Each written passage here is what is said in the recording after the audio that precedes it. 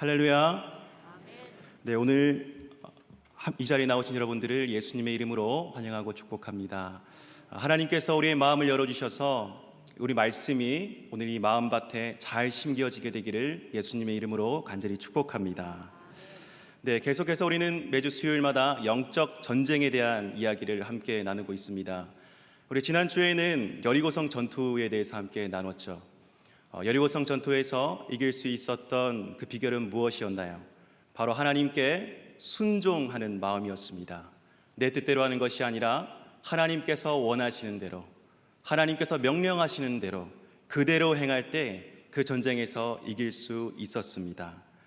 오늘은 기드온과 300용사를 통해서 그 영적 전쟁에 승리하는 비결을 함께 나누고자 합니다. 작년에 고등부에서 태국으로 비전 트립을 갔었습니다. 방콕에 깐짜나부리라고 하는 그 마을에 개척교회를 돕는 사역을 진행했었습니다. 그 깐짜나부리라고 하는 마을에는 전쟁 박물관이 있었습니다. 바로 제스 전쟁 박물관이라고 하는 곳인데요. 그곳에는 전쟁의 아픈 상처들이 전시되어 있었습니다. 세계 제2차 대전 때 일본군은 방콕과 미얀마의 버마를 잇는 약 400km의 긴 철도를 건설했습니다. 그 철도를 건설할 때 20만 명의 아시아인과 6만 9천 명의 연합군 포로들이 강제로 노역을 당했다라고 합니다. 그곳에서 위험한 현장 가운데서 목숨을 잃는 사람도 많이 있었다라고 합니다. 그곳에는 그들의 유품들이 많이 전시되어 있었습니다. 그리고 본국으로 돌아가지 못하고 쓸쓸히 그곳에서 죽음을 맞이했던 그들의 흔적들이 많이 있었습니다.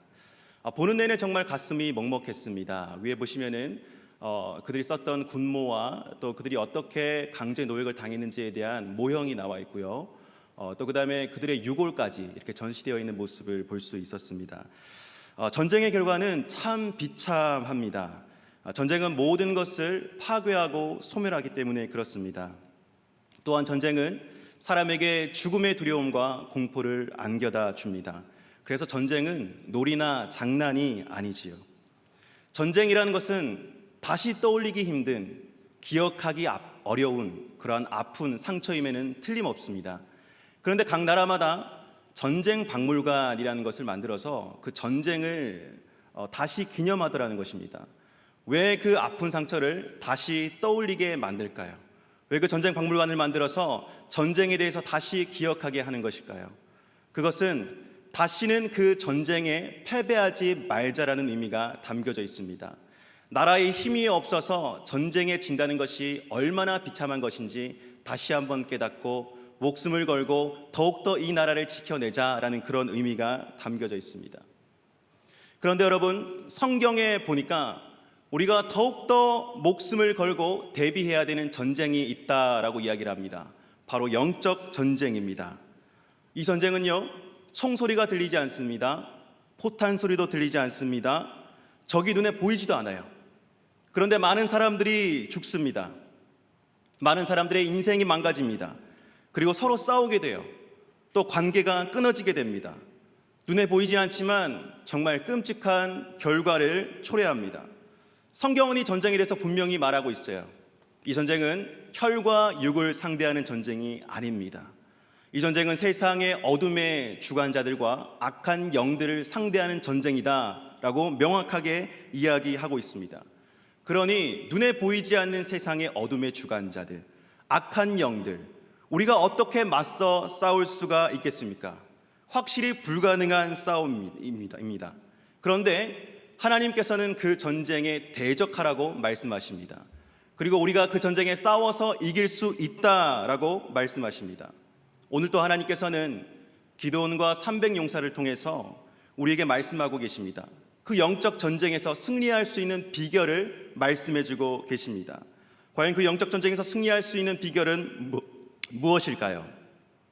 성경 속에서 유난히 전쟁이 반복되어 일어났던 시대가 있습니다. 바로 사사 시대입니다. 가나안 땅에 정착했던 이스라엘 백성들 끊임없이 이방 민족들의 침입을 받아야만 했습니다. 그 사사 시대에는 이제 그들을 이끌어줄 여호수아, 그들의 리더도 없는 그러한 상황입니다. 그래서 이스라엘 백성들은 이 이방 민족들이 침입하면 그대로 당할 수밖에 없는 상황입니다. 언제나 압제당할 수밖에 없었습니다. 너무 괴로운 거예요. 그래서 하나님께 그들은 부르짖었습니다. 살려달라고 부르짖었습니다. 그때마다 하나님께서는 하나님의 사람, 사사들을 그들에게 보내주셨습니다. 그리고 구원해 주셨죠. 사사들이 이끄는 전쟁을 통해서 하나님이 이끄시는 전쟁에 어떻게 승리하는지에 대해서 백성들에게 명확히 보여주었습니다. 오늘 말씀해 보니까 이스라엘 백성은 또 다른 전쟁을 앞두고 있습니다. 바로 미디안과의 전쟁입니다. 우리 오늘 본문 1절 말씀을 함께 읽어보시겠습니다. 시작. 여롯바알이라는 기드온과 그를 따르는 모든 백성이 일찍이 일어나 하롯셈 곁에 진을 쳤고 미디안의 진영은 그들의 북쪽이요 모레산 앞 골짜기에 있었더라. 미디안 사람들은 이스라엘 백성들을 괴롭혔다고 합니다. 7년 동안이나 괴롭혔다고 해요. 땅에서 얻은 소산물들을 모두 다 가져가 버렸습니다. 그리고 양이나 소와 나귀도 가져가 버렸습니다. 수많은 무리들이 몰려와서 이스라엘 백성들이 살던 곳을 쑥대밭으로 만들었습니다. 얼마나 이스라엘 백성들이 두렵고 또 그 괴롭힘이 심했던지 땅이나 굴을 파고 지냈다고 합니다. 그리고 산 속에 숨어서 지냈다고 합니다. 그들은 너무 괴로워서 하나님께 살려달라고 부르짖었습니다. 하나님은 이 기도를 들으시고 사사를 보내주셨습니다. 바로 그가 기드온입니다. 기드온은 미디안과의 전쟁에 싸울 만한 자들을 뽑습니다. 되도록 많이 뽑았겠죠. 그리고 이제 미디안과의 전쟁을 앞두고 있는 그러한 상황입니다. 일촉즉발의 상황입니다. 이제 바로 전쟁을 시작하게 되는 그러한 상황이죠. 그런데 하나님께서는 이 찰나에 기드온에게 이렇게 말씀하십니다. 우리 2절 말씀을 함께 읽어보시겠습니다. 시작.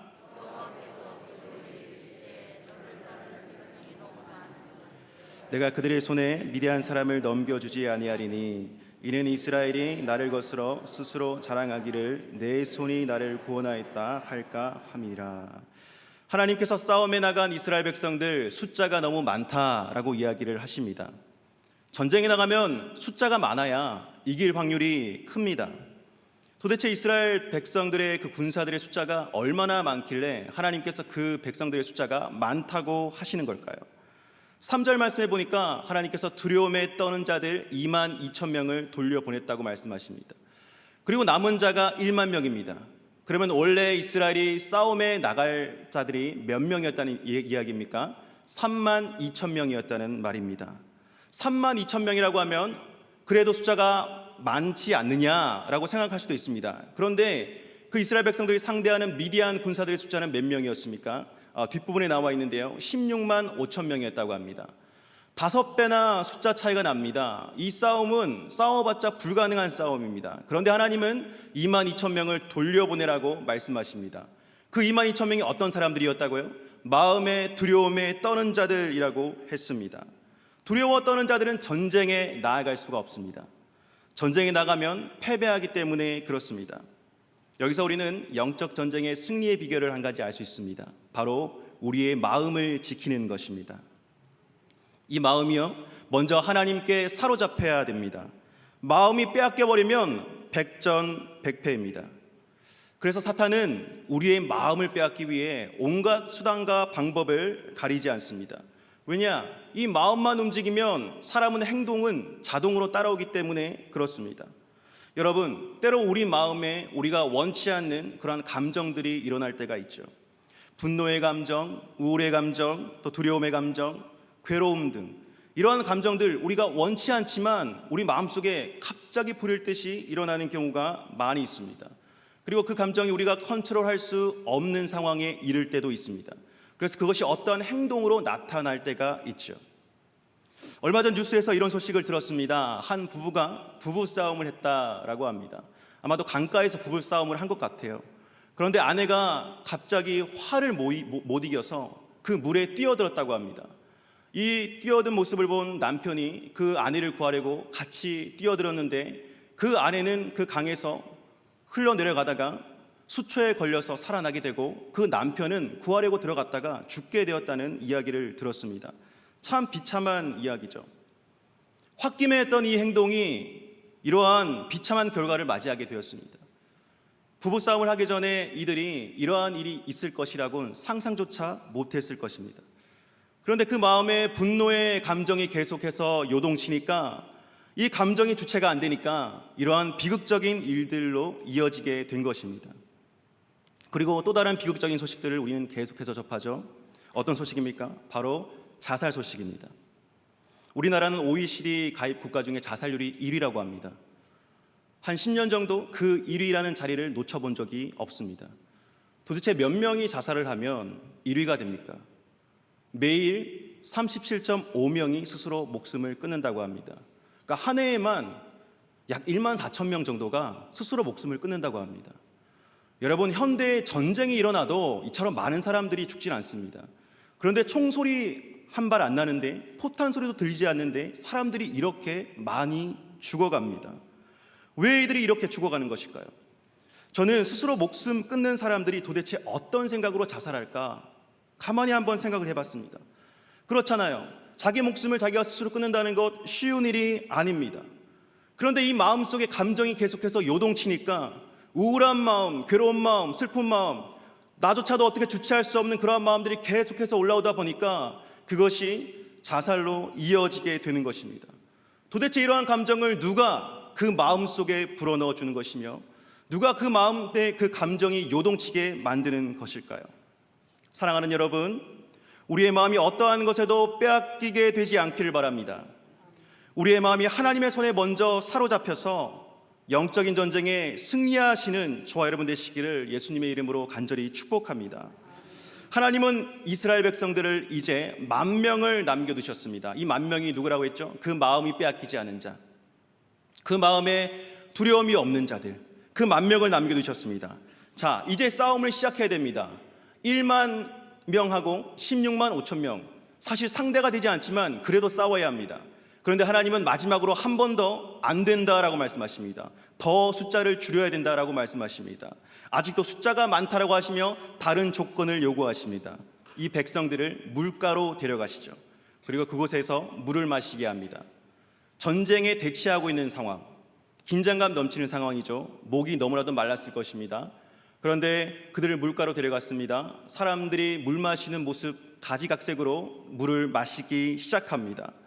그리고 어떤 사람들은 얼굴을 그 물속에 쳐박고 물을 마시는 사람이 있는가 하면 그 물속에 아예 들어가서 물을 먹는 사람도 있고, 어떤 사람은 그 물을 손에 떠서 개가 핥는 것 같이 주변을 살피면서 물을 마시는 사람이 있었다라고 합니다. 하나님은 그 중에서 물을 손에 떠서 개가 핥는 것 같이 그 물을 마시는 사람, 주변을 살피면서 경계하면서 그 물을 마시는 사람 따로 구별하라고 말씀하셨습니다. 그 숫자가 300명입니다. 계속해서 경계했던 그 사람, 이렇게 해서 기드온과 300명의 용사가 최종 선발되게 된 것입니다. 이들이 미디안과의 싸움에 최종적으로 나아가게 된 사람들입니다. 하나님께서 마지막에 행하셨던 이 시험의 과정, 여기서 우리는 두 번째 영적 전쟁의 승리의 비결을 알 수 있습니다. 바로 계속해서 주의하는 것입니다. 손에 물을 떠서 핥아먹은 자들, 언제 적이 나타날지 모르니까 계속해서 주의해서 경계했던 것입니다. 사랑하는 여러분, 영적 전쟁은 언제 끝이 나는 것입니까? 우리가 저 하늘나라 천국에 가는 그날에 이 영적 전쟁이 끝이 납니다. 예수님께서 이 땅에 다시 오는 그날에 이 영적 전쟁이 끝이 납니다. 그렇다면 우리가 이 땅에 살아가는 한 계속해서 영적 전쟁이 일어날 것입니다. 그러니 한순간에 뭔가 잘했다고 해서 방심하는 것이 아니라 끝까지 주의하는 삶을 살아야 합니다. 그래서 에베소서 5장 15절 말씀에는 이렇게 이야기하고 있습니다. 우리 함께 읽어보시겠습니다. 시작. 그런즉 너희가 어떻게 행할지를 자세히 주의하여 지혜 없는 자 같이 하지 말고 오직 지혜 있는 자 같이 하여. 어떠한 상황에서 내가 어떻게 행동해야 되는지 자세히 주의하라고 이야기합니다. 그래서 지혜 있는 자가 되라고 말씀합니다. 예전에 제가 겪었던 일을 함께 좀 나누고자 합니다. 한날은 토요일에 이제 교육부 사역이 있어서 밤 늦게까지 일을 하고 집에 들어왔던 적이 있었습니다. 이제 피곤한 몸을 이끌고 씻은 다음에 이제 내일 고등부 아이들에게 설교를 해야 됩니다. 그래서 그 설교를 잠깐 보고 나서 이제 잠이 들려고 하는데 잠자리로 들어가는 그 순간에 TV가 눈에 들어왔습니다. 그래서 이 TV 좀 잠깐 보다가 조금만 쉬었다가 자야 되겠다라는 그런 생각을 하게 되었습니다. 소파에 앉았습니다. TV를 켰습니다. 그런데 영화가 나오는 거예요. 그때 시간이 몇 시쯤이었느냐? 약 한 12시를 넘어가던 시간이었습니다. 여러분 아시다시피 밤늦게 12시가량 되어서 하는 영화들은 밝은 영화들이 없습니다. 건전한 영화들이 별로 없어요. 아니나 다를까 그 영화를 딱 켰는데 그 영화의 제목이 신세계라는 영화였습니다. 신세계라는 영화는 조폭 영화예요. 여러분 아시다시피 황정민 씨가 주연으로 나오는 영화입니다. 그러니까 조직 폭력배들이 어떤 세력 다툼하면서 굉장히 좀 끔찍한 장면들이 많이 나오는 그러한 영화입니다. 제가 딱 그 장면을 딱 켰을 때 어떤 장면이 나왔냐면 이 황정민 씨가 계속 쫓기면서 조폭들의 어떤 칼부림을 계속해서 이렇게 피해가고 있는 그러한 장면이 나왔어요. 굉장히 잔인한 장면 아닙니까? 그런데 이상하게 제가 그 장면을 계속 보고 있더라는 겁니다. 이전에 한번 봤던 영화인데요, 계속 그 장면을 보고 있는 거예요. 막 긴장감 넘치듯이 막 마음 졸이면서 그 장면을 계속 보고 있는 겁니다. 그리고 그 다음에 어떤 장면이 나올까 계속 궁금한 거예요. 그리고 어디까지 생각이 이어졌냐면 이 영화를 그냥 끝까지 보고 자야 되겠다라고 하는 생각까지 이어지게 되었습니다. 자, 그런데 갑자기 그때 방에서 방문을 확 열고 제 아내가 나왔습니다. 그리고 TV에 전선을 확 뽑아버렸습니다. 그리고 제 아내가 이렇게 이야기를 합니다. 아니, 목사님이 토요일 저녁에 이런 거 봐도 되냐고. 아내가 한 말이 맞죠. 예, 그런 거 보고 있으면 안 됩니다. 그런데 아내의 그 말 한마디에 갑자기 또 제 마음 가운데 섭섭한 마음과 또 분노의 마음이 막 이렇게 올라오는 거예요. 아니, 낮에 정말 일 많이 하고 돌아와가지고 이렇게 잠깐 앉아가지고 TV 보는 거, 그것도 안 되나? 아니, 그리고 말은 좀 공손하게 해주면 어디 덧나나? 라고 하면서 속으로만 생각을 했습니다. 그런데 시간이 조금 지나자마자 상황 판단이 되더라고요.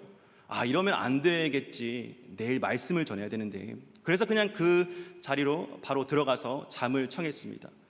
여러분, 제가 만약에 그 영화를 계속 봤더라면 그 다음날 제가 어떠한 말씀을 전할 수 있었겠습니까? 말씀을 전할 때 그 어떤 잔인한 장면들이 계속해서 떠오르지 않았겠습니까?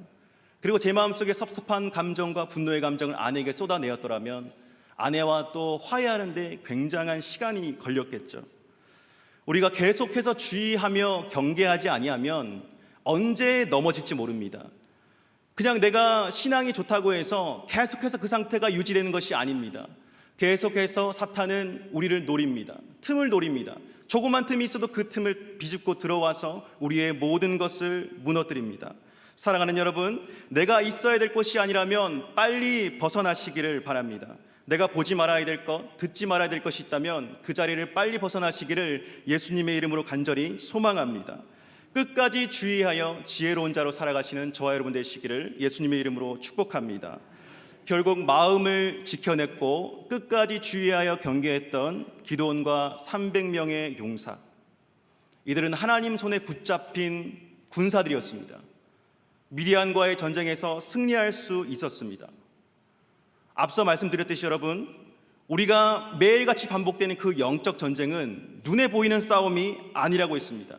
그래서 사람의 힘으로 할 수 있는 것이 아니에요.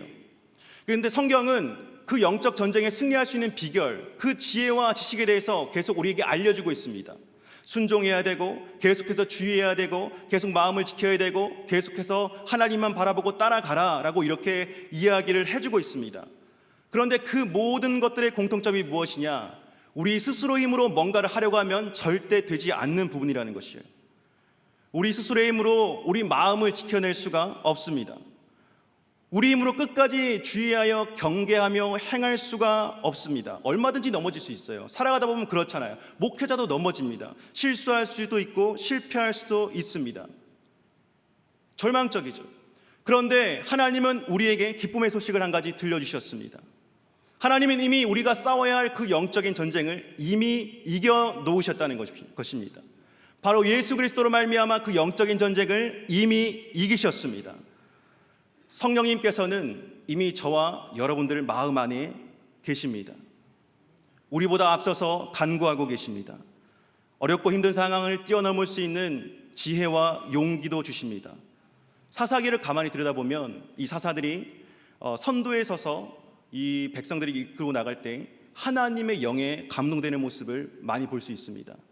하나님의 영에 감동되니까 두려움이 없는 거예요. 하나님의 영에 감동되니까 어떠한 것을 선택할 때 머뭇거리지 않고 명확하게 선택할 수 있는 거예요. 바로 하나님의 영이 그를 이끌고 가시기 때문에 그렇습니다. 사실 영적인 전쟁이라는 부분이 이해하기 어려운 부분일 수 있습니다. 그래서 초신자들에게는 이것에 대한 이야기를 잘 하지 않습니다. 그 어떤 이들은 이 영적인 전쟁에 대한 이야기를 들으면 너무 복잡하다, 너무 힘들다, 아니 언제 동안 계속해서 경계하며 마음 졸이면서 노심초사하면서 사탄의 공격을 언제 맞을지 모르는 그런 두려움과 불안감에 살아가야 하느냐, 그래서 그냥 평범하게 신앙생활 하겠다라고 무시하는 사람들도 있습니다. 하지만 그렇게 어려운 것이 아닙니다. 이 영적인 전쟁에서는 정말 중요한 것 한 가지 붙잡고 나가면 됩니다. 바로 예수 그리스도의 능력입니다. 여러분, 중보기도에 대해서 이야기할 때도 영적인 기도에 대해서도 빼놓을 수가 없습니다. 기도로 우리가 대적하죠. 기도 없이는 되는 것이 없습니다. 중보기도 강의할 때 이 영적 기도에 대한 부분을 가장 마지막 부분에 항상 놓습니다. 왜 이 영적 기도에 대한 부분을 마지막에 넣는가? 중요하지만 어려운 부분이기 때문에 그렇습니다. 그런데 이 부분을 가만히 들여다보면 이 내용이 그렇습니다. 영적 대적이라는 것은, 영적으로 사탄과 싸워 이기는 것은 우리 힘으로 절대 할 수 없습니다. 그래서 예수 그리스도의 이름을 믿음으로 믿고 선포하는 것입니다. 예수 그리스도의 이름으로 내 안의 모든 질병은 떠나갈지어다, 내 안에 있는 모든 두려움과 아픔과 괴로운 마음들은 떠나갈지어다, 이렇게 믿음으로 선포할 때에 악한 사탄 마귀의 괴계가 능히 소멸된다라는 것이 이 중보기도의 핵심 내용입니다. 얼마 전에 이 교회 안에 소그룹 모임 금지라는 행정명령이 내려졌죠. 소그룹 모임을 할 수 없다라고 이렇게 나라에서 딱 금지를 하니까 사역을 이렇게 펼치는 입장에서 할 수 있는 것이 하나도 없다라는 생각이 들었어요. 저는 이제 고등부 교육부 전체를 담당하고 있고 또 고등부 부서를 맡고 있는데, 이 고등부 아이들 예배 마치자마자 마치 내쫓듯이 이렇게 밖으로 내보냈습니다. 예배 마치자마자 빨리 집에 가야 된다, 모이지 말고 빨리 가라 라고 이렇게 이야기했습니다. 예배 끝나자마자 예배당이 그냥 휑하니 비어 있더라고요. 그 모습을 보니까 참 이렇게 속상했습니다. 중고등부 여름 수련회도 기획을 했었는데, 사실 소그룹 모임 좀 이렇게 이격거리 두고 이렇게 하면서 아이들을 좀 이번에 좀 신앙적으로 굉장히 그 용기 있게 그렇게 북돋아 줘야 되겠다라고 프로그램들을 기획했었는데, 그것 또한 새롭게 바꿔야만 되는 상황이었습니다. 소그룹 활동을 못 하는데 무엇을 할 수 있을까? 계속 기도하면서 원망만 나오더라고요. 아니 도대체 뭘 하란 말입니까? 도대체 여름 수련회 아이들 뭘 하란 말입니까? 그런데 내 안에 있는 성령 하나님께서는 마음속에 걱정하지 말고 근심하지 말고 두려워하지 말라는 이 마음속에 감동을 주셨어요. 그리고 시간이 없고 상황이 없다고 하지만 가장 중요한 것을 아이들에게 전하면 된다라는 이러한 감동을 주셨습니다. 그래서 다시 이전에 기획했던 프로그램을 다 없애고 다시 중고등부 여름 수련회 프로그램을 기획하게 되었습니다. 바로 사진에 보시는 이 프로그램입니다. 다니엘이요, 바벨론의 포로로 잡혀갔습니다. 바벨론에서 예배 금지령이 떨어졌어요. 그런데도 불구하고 다니엘은 계속해서 예배를 드렸습니다. 전에 하던 대로. 저는 아이들에게 이것을 가르쳐 주고 싶었습니다. 이것을 주제로 삼았어요. 그리고 그 예배를 계속해서 드릴 수 있는 힘의 원천, 바로 예수 그리스도와의 만남에 대해서 계속 이야기할 것입니다. 그래서 청소년 사역을 하시는 두 목사님께 요청했습니다. 오셔서 강의를 해주십시오. 다른 것 말고 목사님들께서 예수님 만난 이야기를 좀 해주시기 바랍니다. 그래서 예수님 만난 이야기를 해달라고 부탁드렸습니다. 저도 예수님 만난 이야기를 아이들에게 들려줄 것입니다. 저는 이 집회들을 통해서 우리 청소년들이 예수 그리스도와의 만남이 이루어지고 상황과 환경을 뛰어넘는 그러한 영적 전쟁에 승리하는 그러한 아이들로 자라나게 되기를 간절히 바라고 기도하고 있습니다. 이 영적 전쟁을 또 준비해 나가고 있는 중입니다. 사랑하는 여러분, 하나님은 언제나 우리가 가장 중요한 것을 놓치지 않길 원하십니다. 하나님은 세상을 너무나도 사랑하십니다. 세상을 이처럼 사랑하셔서 독생자를 주셨습니다. 그리고 그를 믿는 자마다 멸망치 않고 영생을 얻게 하려 하셨습니다. 이 말씀은 영적인 전쟁에 이미 승리하셨다라는 것을 선포하는 말씀입니다. 여러분, 다 이긴 전쟁에 너무 걱정하지 마시길 바랍니다. 의지하면서 나아가면 그 영적인 전쟁의 승리는 이미 우리의 것임을 믿습니다. 예수 그리스도 붙잡고 날마다 승리하는 삶 살아가게 되시기를 예수 그리스도의 이름으로 간절히 축복합니다. 사랑과 능력이 많으신 아버지 하나님, 우리는 영적인 전쟁을 감당해낼 힘이 없습니다. 능력도 되지 않습니다.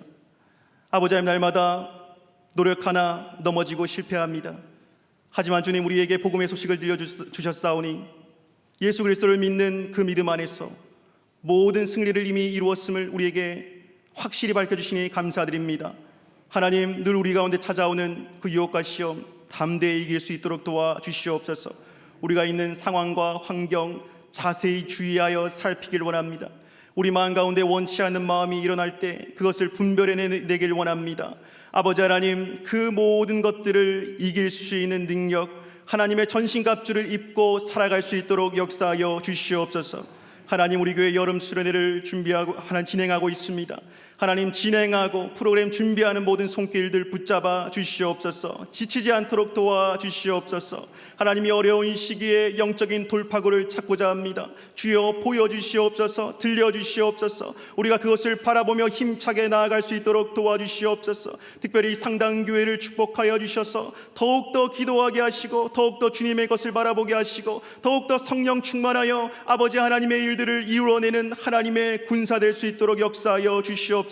하나님, 여름 수련회 오시는 강사님들 건강 지켜주시고 그들의 말씀의 능력을 더해 주셔서 많은 이들이 말씀을 듣고 아멘으로 화답하며 주님의 나라를 바라볼 수 있도록 도와주시옵소서. 하나님, 담임 목사님에게 영육간의 강건함을 주시옵소서. 말씀의 영적인 능력을 더하여 주시옵소서. 이 교회를 이끌고 가기에 부족함 없도록 역사하여 주시옵소서. 모든 일들을 담대하게 이끌어갈 수 있도록 주여 역사하여 주시옵소서. 하나님, 나라와 민족을 위해서 기도했습니다. 이 나라의 민족의 모든 이정자들의 생각과 마음을 지켜주시옵소서. 거짓과 탐욕과 우상숭배는 나사렛 예수 그리스도의 이름으로 떠나가게 하여 주시옵소서. 하나님의 진리만이 바로 선 나라 되길 원합니다. 하나님의 정의와 공의가 흘러넘치는 나라 되길 원합니다. 아버지 하나님께서 다스리시고 통치하시는 나라 되게 하여 주시옵소서. 모든 우상들은 떠나가게 하여 주시옵소서. 하나님만 섬기고 하나님만 경외하고 하나님만 바라보는 나라와 백성 민족 될 수 있도록 도와주시옵소서. 우리 이 백성을 축복하여 주셔서 마지막 날에 주님 오시는 그날까지 거룩한 신부로 세워지며 선교적 사역을 잘 감당하는 이 나라와 백성 될 수 있도록 주여 역사하여 주시옵소서.